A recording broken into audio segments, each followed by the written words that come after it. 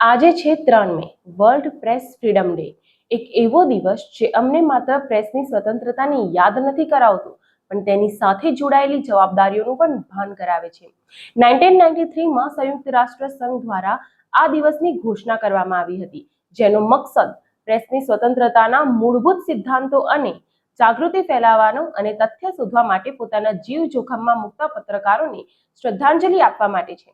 નિષ્પક્ષ અને નિર્ભય પત્રકારત્વ માત્ર લોકશાહીની ઓળખ નથી, એ લોકશાહીની ધરોહર છે.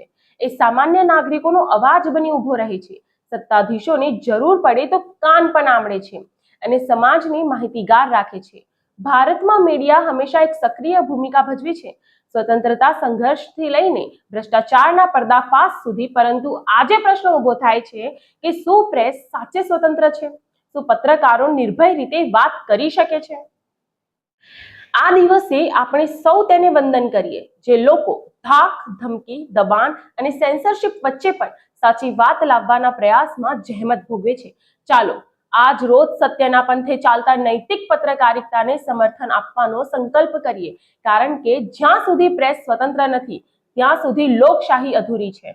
હું કોમલ કુમાવત યાદ અપાવું છું કે સમાચાર માત્ર જાણકારી નથી, એ જનતાનો અવાજ છે અને એ અવાજ કદી દબાઈ ન જવો જોઈએ. વિશ્વ પ્રેસ સ્વતંત્રતા દિવસની તમને સૌને હાર્દિક શુભકામનાઓ.